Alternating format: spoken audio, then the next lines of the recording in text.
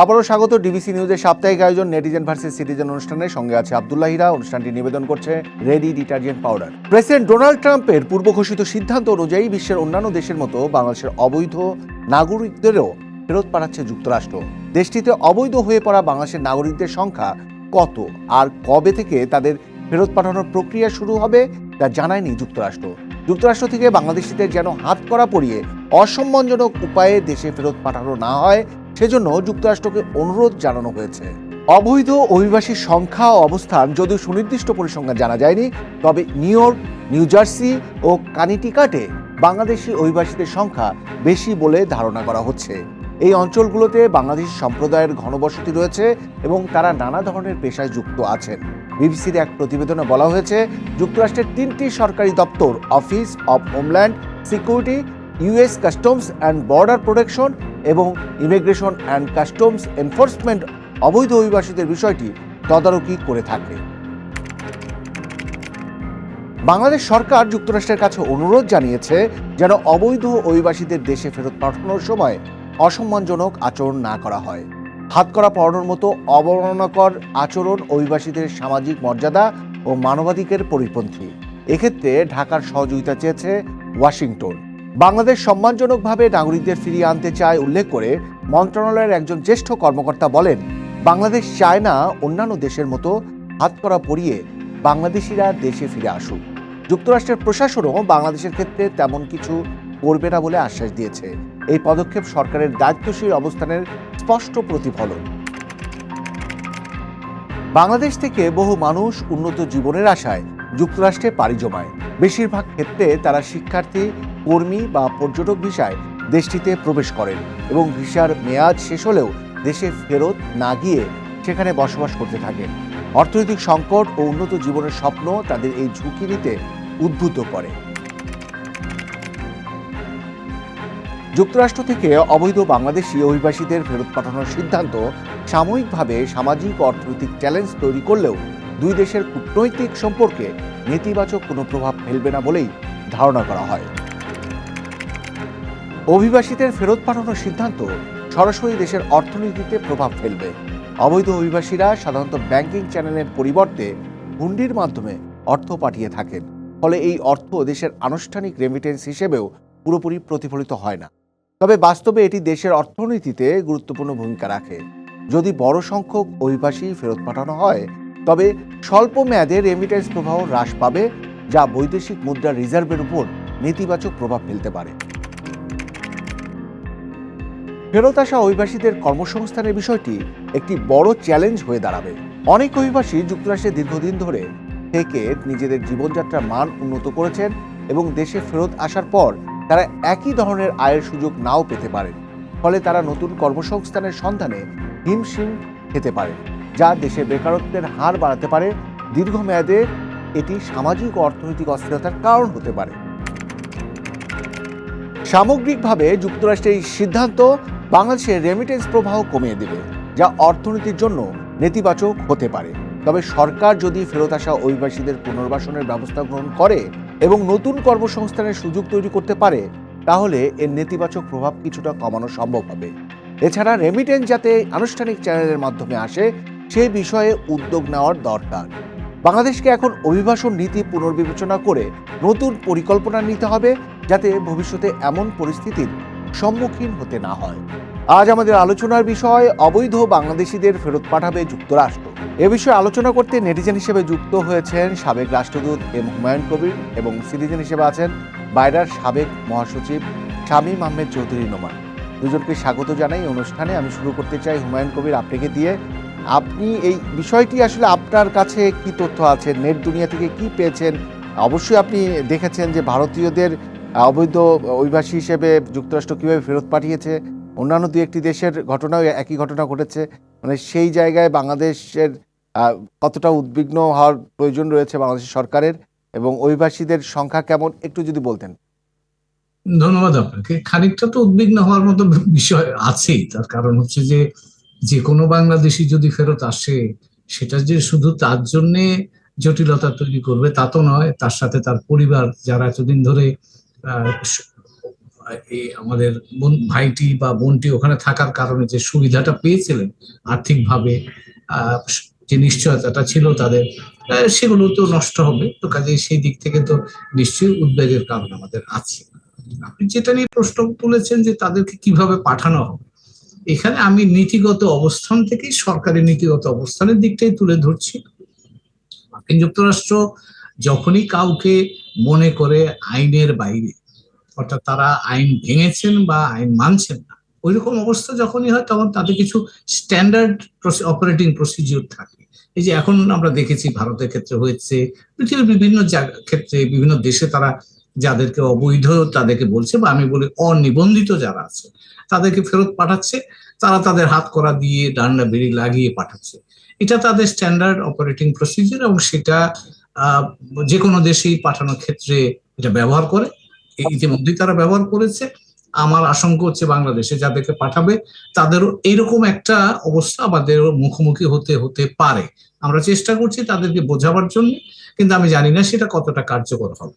তবে নীতিগত দিক থেকে যদি আমাদের দিক থেকে আমরা উদ্যোগী হই, তাহলে এই ধরনের বিড়ম্বনা থেকে দূরে থাকা যায়। যেমন ধরুন, এখন যদি বাংলাদেশ সরকার বলে আমি প্লেন পাঠিয়ে দিচ্ছি, আমার প্লেনে আমার লোকজন আসবে, তাহলে কিন্তু আপনি এই এই বিড়ম্বনাটা নাও পড়তে পারেন। কিন্তু প্রশ্ন আসবে যে বাংলাদেশ সরকারের পক্ষে কি এই অবস্থায়, এখনকার বাস্তবতায় এই ধরনের আর্থিক একটা উদ্যোগ নেওয়া সম্ভব কিনা।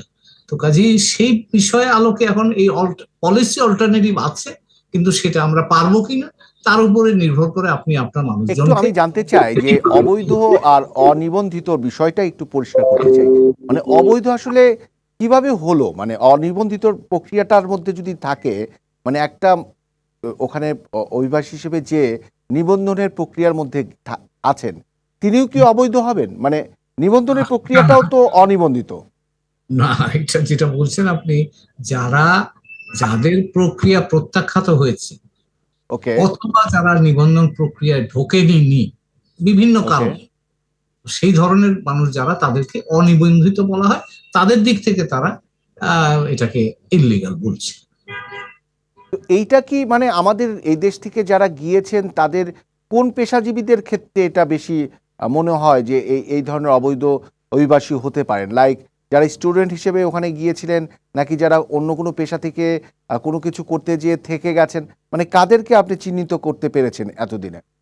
এটা আমার আমার ধারণা সেটা হচ্ছে যে যারা এই আপনি যেমনটা বলছিলেন, একজন ছাত্র যদি গিয়ে থাকে, সে যে কোনো একটা কারণে গেছে, তার একটা ডিগ্রির জন্য গেছে, এখন দেখা গেল যে ডিগ্রির পরে সে আর কোনো চাকরি বাকরি হয়তো পায়নি, ওভার স্টে যেটাকে বলা হয়, অর্থাৎ তার যে যে উদ্দেশ্যে গেছে তার জন্য যে নির্ধারিত সীমা ছিল, তারপরে যদি সে চলে যায় তখনই সে অনিবন্ধিত হয়ে যেতে পারে। অথবা কেউ ধরেন ট্যুরিস্ট ভিসায় গেল, গিয়ে সে ওখানে থেকে গেল, সে ওখানে আর প্রক্রিয়ার মধ্যে ঢুকতে পারছে না, কিন্তু ওখানে আছে, সে অনিবন্ধিত হয়ে যেতে পারে। অথবা কেউ ধরেন ওখানে তারা যেমন আমি কয়েকজনকে জানি যারা ওখানে গিয়ে আছেন, এমনিতেই আছেন ওখানে, অনেকদিন ধরে আছেন, গেছেন এক সময়তে ভিসা, এক সময়তে ছাত্র, এরকম করে, কিন্তু এখন আর তাদের কোনো নিবন্ধন নাই, মানে তারা ডকুমেন্টেড হয়নি, এবং সেই কারণেই তারা অনিয়মিত পর্যায়ে এখন পড়েন। এবং তারা যদি চিহ্নিত হয়ে থাকে, এখানে আরেকটা জিনিস মনে রাখতে হবে যে সকলেই যে পড়ছে তা না, কিন্তু যাদেরকে তারা চিহ্নিত করতে পারছে শুধু তাদেরই তারা ফেরত পাঠাচ্ছে। এবং সেই ক্ষেত্রে যেই দেশে মানে তারা পাঠাচ্ছে, কি আপনার দৃষ্টিতে তারা কি কোনো তাদের দেশের অনেক অনিয়ম বা অনেক ধরনের মানে যেটা হয় যে গুন্ডামি বা সন্ত্রাসী করা, এই ধরনের কোনো অ্যালিগেশনের সাথেও জড়িত থাকতে পারে? এটা আছে। এটা যেমন ল্যাটিন আমেরিকা থেকে যাদেরকে পাঠানো হয় তাদের অনেকের ক্ষেত্রে এই ধরনের অভিযোগ আছে। বাংলাদেশিদের ক্ষেত্রে আছে কিনা আমি জানি না। এবং যেটুকু মার্কিন যুক্তরাষ্ট্রের সরকার, ট্রাম্প প্রশাসন এসে যেটা বলেছেন, তাদের প্রায়োরিটি নাম্বার 1 হচ্ছে যে যারা এই ধরনের বেআইনি কাজের সাথে সম্পৃক্ত ছিল তারা হচ্ছে 1 নম্বর টার্গেট।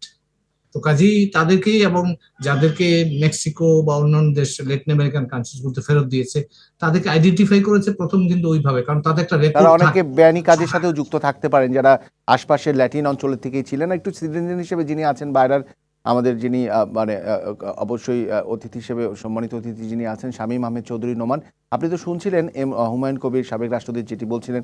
আপনার কাছে একটু জানতে চাই, আমাদের বাংলাদেশ থেকে সাধারণত আমেরিকায় যে যায় সেটা কোনো সুনির্দিষ্ট মানে ভাবেই যাওয়ার প্রবণতা বেশি, কেউ হয়তো কোনো মানে অর্থাৎ ভিসা নিয়ে যাওয়ার প্রবণতাই বেশি। অন্য কোনো পথ থেকেও কি বাংলাদেশ থেকে যেয়ে থাকে যেটা মানে শুরুতেই অবৈধ হয়? মানে এমন কোনো প্রক্রিয়া আপনার জানা আছে কিনা বাংলাদেশ থেকে কোনো রুট ধরে যেটা ইউরোপে যাওয়ার কথা শুনি?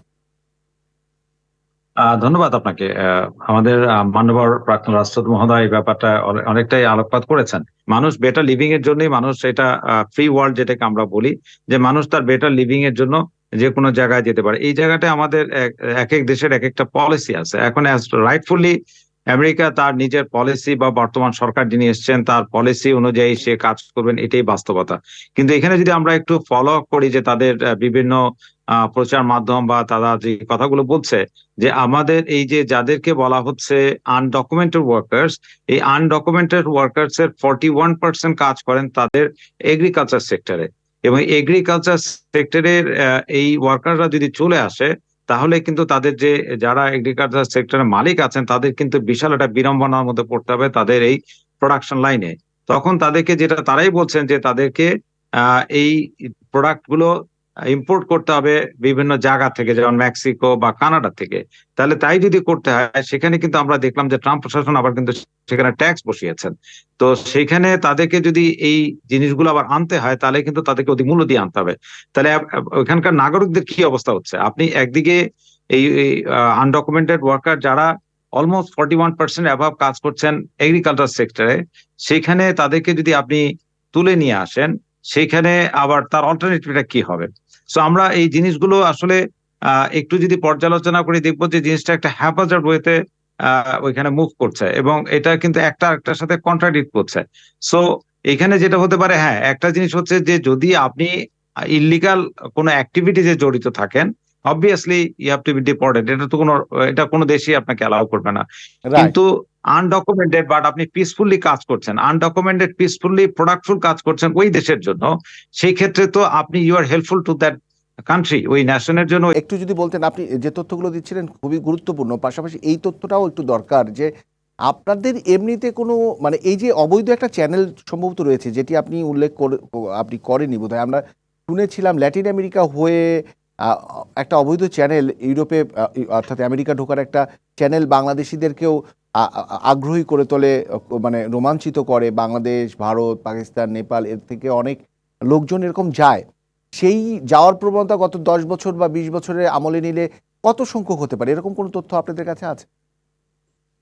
Well, it is difficult to, because এগুলোতে কোনো ডেটা কখনো নাই। But obviously as the time, সময়ের সাথে সাথে এটি সুযোগ ওই যেই দেশে ঢুকে সেই দেশে বর্ডারের উপরে ডিপেন্ড করে, বা যারা পাঠান এইভাবে, এটা তো কমপ্লিট একটা ইলিগাল প্রসেস। বাট মোস্টলি যারা যান তারা হলো ভিজিট ভিসাতে যান, কারণ ওইখানে তো আপনি উইদাউট ভিসা এন্ট্রি করাটা খুব ডিফিকাল্ট। So visit right. ভিসায় গেলে আপনি যেমন 3 মাস বা 6 মাস পরে আপনি আনডকুমেন্টেড হয়ে যাচ্ছেন, আপনি যদি ফেরত না আসেন আনলেস আনটিল প্রশাসন আপনাকে খুঁজে না বের করে, তাহলে কিন্তু আপনার জন্য কোনো হার্মফুল না, আপনি কাজ করতে পারছেন। সো এই যে একটা লিবার্টি ছিল বিভিন্ন সরকারের আমলে আমেরিকাতে, এই সুযোগটাই আমাদের বিভিন্ন এই দেশে, আমাদের মতো দেশে বিভিন্ন জায়গার সাধারণ মানুষরা এটা নিয়েছেন। সো এখন যখন ট্রাম্প প্রশাসন, আমরা আগের বারও দেখেছি যে তারা যখন এসেছিলেন তখন কিন্তু এই মাইগ্রেন্ট ওয়ার্কার্স এর ব্যাপারে তাদের কিন্তু একটা আনডকুমেন্টেড ওয়ার্কার যারা তারা বলেন, এই ব্যাপারে তাদের একটা শক্ত অবস্থান আছে। এইবার যে এটা তারা ইলেকশন ক্যাম্পিং এ তাদের ছিল, এবং তারা কিন্তু প্রথম 1 মাসের মধ্যেই তারা কিন্তু এই জায়গাটা সবচেয়ে বড় করে তারা এই জিনিসটা নিয়ে আসছে। রাইট। সেখানটা আমরা বলছি যদি আমাদের সরকারি ভাবে উদ্যোগী হয়ে সেখানে আমেরিকান প্রশাসনের সাথে বা ইউরোপের যার যেখানে লোক দরকার আছে বাট যাওয়ার মতো লিগাল কোনো প্রসেস নাই, সেই জায়গাটায় যদি আমরা কাজ করতে পারি, যেমন এখানে ইন্টারন্যাশনাল অর্গানাইজেশন মাইগ্রেশন আছে, আইওএম আছে, আইএলও আছে, তারা যদি এখানে আমি মনে করি ইন্টারভেন করে, যে এখানে কিন্তু সাফারার যারা চলে আসছে পাঠিয়ে দিচ্ছে তারা যেমন সাফার করছে, আবার তারা কিন্তু সেখানে বসে নেই, তারা কিন্তু কাজ করছিলেন, যেসব ইন্ডাস্ট্রিতে তারা কাজ করছিলেন সেই ইন্ডাস্ট্রি কিন্তু যারা ওনার তারা কিন্তু সাফার করছেন। তাহলে সেই ক্ষেত্রে আমি মনে করি যে ইন্টারন্যাশনাল মাইগ্রেশন অর্গানাইজেশন যেগুলো আছেন তারা যদি এই ব্যাপারটা আসেন, এবং সেখানে আমাদের সরকার যদি এই ব্যাপারটা প্রসেস করেন যে কিভাবে, ঠিক আছে আনডকুমেন্টেড ওয়ার্কার্স কোনো দেশই অ্যালাউ করবে না, সেটাকে ডকুমেন্টেড কিভাবে করা যায়, কিভাবে legal process, if you need the people, আমরা অ্যাকর্ডিংলি ইউর ডিমান্ড এবং রিকোয়ারমেন্ট অনুযায়ী আমরা সেই লোকগুলো যদি পাঠাতে পারি, আমাদের থার্ড ওয়ার্ল্ড কান্ট্রিগুলোর জন্য যেমন একটা এমপ্লয়মেন্টের সুযোগ হচ্ছে, এবং ওই সব কান্ট্রিগুলোর জন্য আপনার তার প্রয়োজনীয় দক্ষ লেবারও সে পাচ্ছে। তো সেই ক্ষেত্রে ওকে, কিন্তু আমরা এবং একটু সেগুলো এম ডকুমেন্টেড। হুমায়ুন কবির ওনার কাছে যেতে চাই, নেটিজেন হিসেবে যিনি আমাদের আছেন, সাবেক রাষ্ট্রদূত। হুমায়ুন কবির, আপনি তো শুনছিলেন শামীম আহমেদ চৌধুরী নোমান যেমনটা বলছিলেন। আপনার কাছে একটু জানতে চাই যে আমাদের দীর্ঘদিনের একটা ধারণা মানুষের মধ্যে রয়ে গেছে, সেটি হলো যে আমেরিকাতে কোনোভাবে যদি ভেতরে ঢোকা যায়, সেখানে বসবাস এবং সিটিজেনশিপ পাওয়া যায়। এই ধারণা আমাদের অনেকের মধ্যেই আছে, আমরাও এরকম শুনে এসেছি। আপনিও এটার সাথে একমত হবেন কিনা, বা এইটার কারণেই কি এই অঞ্চলে, অর্থাৎ শুধু বাংলাদেশ না, বাংলাদেশ, ভারত, পাকিস্তান, নেপাল, এই অঞ্চল থেকে অনেক বেশি যাওয়ার এই প্রবণতা আগে থেকে দেখা গেছে? এই যে বিষয়টা তুললেন, সেখানে আমি বলবো যে না, এই ধরনের কোনো সুযোগ নাই। কাজেই এটা যদি কোনো ধারণা থেকে থাকে আমাদের মানুষদের মধ্যে, তাহলে সেই ধারণাটা সঠিক নয়। ওখানে আপনি আহ, যেতে পারেন, যদি ইলিগাল হন বা অনিবন্ধিত হন, তাহলে কিন্তু আপনার নানান ধরনের প্রতিকূলতা সহ্য করতে হয় বা এগুলো করতে হয়। যেমন ধরুন, যদি কেউ অনিবন্ধিত থাকে, তাহলে তাকে কম দামে তারা কাজে লাগায়। অর্থাৎ এই যেটা শামীম ভাই বলছিলেন, হয়তো $10 হচ্ছে যেখানে তার পার আওয়ার দেওয়ার কথা, ওখানে তাকে হয়তো $60 কাজ করতে হবে। তার অর্থ হচ্ছে যে ন্যায্য মজুরি যেটা কাজের বিনিময়, তার থেকে কিন্তু তারা বঞ্চিত হয়। এবং যারা তাদেরকে কাজে লাগায়, তারাও সেই সুযোগটা নেয়। তো কাজেই এই ধরনের বেআইনি যাতায়াত বা বেআইনি প্রয়াসটা আমার কাছে মনে হয় একেবারেই চিন্তার মধ্যে না রাখা ভালো। এবার আমি একটু যোগ করি শামীম ভাই যেটা বললেন সেখানটা। এই সমস্যা বাংলাদেশের জনসংখ্যা এবং বাইরের পৃথিবীতে প্রয়োজন, এই দুটো বিষয়ে যদি মানে আপনি সিনক্রোনাইজ করতে হয় বা সাযুজ্যটা আনতে হয়, তাহলে তার একটা সমাধানের বড় জায়গাটা হচ্ছে বাংলাদেশের অভ্যন্তরে। কেন সেটা আমি বললাম অভ্যন্তরে? বাংলাদেশ থেকে ধরেন প্রায় 1.5 কোটি শ্রমিক ভাই ভাই এবং বোনেরা এখন বাইরের পৃথিবীতে কাজ করছেন। তো এই যে 1.5 কোটি মানুষ আছেন, তার মধ্যে ধরে নিতে পারেন আপনি, আমরা সরকারি তথ্যে বিভিন্ন ক্যাটাগরি করি, কিন্তু বাস্তব অর্থে এর মধ্যে আপনি 95 to 98% পাবেন যারা লো ক্যাটাগরি বা লো স্কিল ক্যাটাগরিতে যান। অর্থাৎ রাইট, তাদের দক্ষতা আছে, এই দক্ষতাটা বাইরের পৃথিবীর বাজারে খুব বেশি উঁচু দামে কেনা হয় না। তো কাজেই রাইট। এই যে যেটা শামীম ভাই বললেন, এখন ধরেন যদি প্রতিযোগিতা মার্কিন যুক্তরাষ্ট্রে, হ্যাঁ কৃষি ক্ষেত্রে বিরাট একটা শ্রমিকের প্রয়োজন। এখন প্রশ্ন হলো যে এই শ্রমিক কি তারা মেক্সিকো থেকে নেবে, এল সালভাদর থেকে নেবে, না বাংলাদেশ থেকে নেবে? রাইট। খুব স্বাভাবিকভাবে, যেহেতু মেক্সিকো তার পাশের দেশ আছে, ল্যাটিন আমেরিকান কান্ট্রি গুলো আছে, সেখান থেকে তারা নেবে। তো কাজে ওখানে আমি প্রতিদ্বন্দ্বিতা খুব বেশি কিছু একটা করতে পারবো না। একইভাবে যদি এই শ্রমিকটাকে আমি একেবারে বেসিক লেভেল দক্ষতার থেকে একটু উপর দিকে নিয়ে যাই, তাহলে কিন্তু আবার শুধু মার্কিন যুক্তরাষ্ট্রে না, সারা পৃথিবীতেই আমি বাজার পাবার বা আমার শ্রম বিক্রি করার একটা সুযোগ আছে। একটা দৃষ্টান্ত দিই, সারা পৃথিবীতে যত হসপিটালিটি সেক্টর আছে, সেখানে বেশিরভাগ কর্মী আপনি পাবেন ফিলিপিন্সে। এবং তার কারণ, ওকে, ফিলিপিনে কিভাবে তাদেরকে প্রশিক্ষিত করা হয় বলে সারা পৃথিবীর সবগুলো দেশেই কদর আপনি বেশি। কদর বেশি, তারা বেশি মজুরিও পায়। যে কারণে রাইট। ফিলিপিন, আমরা 1.5 কোটি পাঠাই, ফিলিপিন তার অর্ধেকও পাঠায় না। তারপরেও কিন্তু ফিলিপিন আমাদের চাইতে বেশি রেমিটেন্স পায়, তার মানে রেমিটেন্সটা সংগ্রহ করে। কারণ তাদের কর্মীরা বেশি আয় করে, কাজেই তারা তাদের দেশে রাইট। বেশি পাঠাতে পারে। তো কাজেই এই বাংলাদেশের এই জনসংখ্যাকে যদি আপনি সত্যিকার অর্থে পৃথিবীর মানুষের কাছে আহ আগ্রহ বা তাদের কাছে আগ্রহী করতে চান বা তাদের কাছে আকর্ষণীয় করতে চান, তাহলে তাদেরকে এই বাংলাদেশের ভেতরে শিক্ষা এবং দক্ষতা, এই দুটো জিনিস দিতে হবে। এবং তার জন্য আমি মনে করি আমাদের শিক্ষা ব্যবস্থা, আমাদের দক্ষতা ব্যবস্থার আমূল পরিবর্তন প্রয়োজন। এবং সেটা যদি করতে পারি, তাহলে আমি মনে করি আগামী দিনেও এই আমাদের এখান থেকে যে শ্রমিক ভাইরা যান বা বোনরা যান, তার বাজার থাকবে। অবশ্যই তাই। আমরা একদম শেষ পর্যায়ে, হুমায়ুন কবির, আপনি একটু যদি এই আমাদের আজকের সাবজেক্টে আমরা ছিলাম যে আমেরিকার ফেরত পাঠানোর যে প্রক্রিয়া বা কায়দা, সেটা হয়তো আমরা কতটুকু এড়াতে পারবো, যে বা একটু অসম্মানিত করে অমার্জিতভাবে পাঠানোর যে চেষ্টা ভারতীয়দের করেছে বা অন্যান্য দেশের করেছে, কিন্তু এরা ফেরত আসার মধ্য দিয়ে বাংলাদেশে আসলে আর্থিকভাবে, সামাজিকভাবে, অর্থনৈতিকভাবে, মানে এদের মানে বাংলাদেশে ফেরত আসার পরে কি দেখা দিবে, মানে এ বিষয়ে কোনো উদ্বিগ্নের জায়গা আছে? খুব ভিড়ের জায়গা তো আছেই বাংলাদেশে। এই যে শামীম ভাই ভালো জানবেন, বাংলাদেশে প্রতি বছর এমনিতেই পৃথিবীর বিভিন্ন দেশ থেকে, ইউরোপ থেকে, মধ্যপ্রাচ্য থেকে, দক্ষিণ পূর্ব এশিয়া থেকে এমনি কিছু কিছু লোক চলে আসে, তাদের কাজ শেষ করে বা কাজের কন্ট্রাক্ট শেষ হলে ফেরত আসে, এরা এখানে এসে কি করেন তার কোনো হিসাব কিন্তু আমি অন্তত দেখিনি আজও পর্যন্ত। তো কাজেই এখানে এসে তারা নিজের যোগ্যতা দিয়ে বা নিজের চেষ্টার মাধ্যমে কিছু একটা যদি কাজ করে খেতে পারে তাহলে করতে পারবে, আর যে না, করতে কিন্তু পারবে যে আমেরিকায় ছিল, আমেরিকায় তো তারা প্রবেশের মধ্য দিয়ে ওই দিনগুলো তো তো তাদের মেয়াদ নিয়ে তো মানে একটা বৈধ প্রসেসে তো ঢুকেছিল। আমেরিকা ভিসা থাকা বা আমেরিকা থাকার ফলে অন্য দেশে যাওয়ার সুযোগ তৈরি হওয়া, সেইটা কি আর কখনোই তাদের মানে এই পুশব্যাকের মধ্য দিয়ে আর কখনোই এটা গড়ে উঠবে না? মানে তারা যে আমেরিকায় ছিল সেটা বাড়তি সুবিধা কি পাবে আর অন্য কোনো দেশে যাওয়ার ক্ষেত্রে? না, এটা ভিসা প্রত্যেক দেশে আলাদা আলাদা ভাবে তাদের নিজস্ব জাতীয় স্বার্থের আলোকেই তারা এই ভিসা দেয়া নেয়ার বিষয়টা সম্পন্ন করে। তো কাজেই কেউ মার্কিন যুক্তরাষ্ট্রে ছিল এর জন্য কোনো এক্সট্রা বেনিফিট কেউ পাবে বলে আমার কাছে মনে হয় না। যে দেশে যাবে সেই দেশে তাদের প্রয়োজনের আলোকেই তারা তাদেরকে ভবিষ্যতে হয়তো তাদের ভিসা দেওয়ার কথাটা চিন্তা করতে পারে। অবশ্যই তাই। আমরা শামীম আহমেদ চৌধুরী নোমান আপনাকে দিয়ে শেষ করতে চাই, যেটি এম হুমায়ুন কবির সাবেক রাষ্ট্রদূত বলছিলেন, সেই ধারাবাহিকতা আপনার কাছেও জানতে চাই যে এরা যদি যখন মানে যে ট্রাম্প প্রশাসন তার থামবে না, এগুলো অবৈধ অভিবাসীদের ফেরত পাঠাবেই, সেই প্রক্রিয়া বাংলাদেশের যে সংখ্যক ফেরত আসবে সেটা আমাদের জন্য কি ধরনের একটা প্রেশার তৈরি করবে বা তারা কিভাবে এখানে এই সিস্টেমের সঙ্গে মানিয়ে উঠবে, কি মনে হয়? ধন্যবাদ আপনাকে। অ্যাকচুয়ালি আমাদের মাননীয় রাষ্ট্রপতি মহোদয় একটু আগেই বলেছেন যে আসলে আমরা এই আমাদের যে মাইগ্রেশন সেক্টর যেটা নিয়ে আমরা কাজ করছি, অনেকবার আমরা এটা নিয়ে আপনাদের মাধ্যমে বিভিন্ন জায়গায় কথা বলেছি। এখানে আমাদের কিছু পলিটিক্যাল উইল দরকার। আমাদের সবচেয়ে বড় জায়গাটা হচ্ছে যে যেই কথাটা রাইটলি বলেছেন আমাদের মাননীয় রাষ্ট্রপতি মহোদয়, যেটি আমাদের এডুকেশন সিস্টেমটাই চেঞ্জ করতে হবে। কারণ আমরা আমাদের যে পপুলেশন, আমরা যেটাকে বলি যে আমাদের পপুলেশনের যে আধিক্য, যেটা এত বেশি পপুলেশন, আমরা এটাকে মানব সম্পদ, এটাকে কিন্তু আমরা মানব সম্পদে তৈরি করতে পারছি না। যার ফলে এই আনলেস আনটিল আপনি এত বড় একটা সম্পদ যেটাকে ব্লেসিংস ইন ডিসগাইজ, এটাকে যতক্ষণ পর্যন্ত আপনি মানব সম্পদে তৈরি করতে না পারবেন, এবং সেই মানব সম্পদে তৈরি করতে হলে কিন্তু আপনার কিন্তু অবকাঠামো কিছু পরিবর্তন দরকার, যেটা কিন্তু ট্রেডিশনাল আমরা করিনি। এবং এটা নিয়ে আমি মনে করি যে সময়, টাইম হ্যাজ কাম নাও।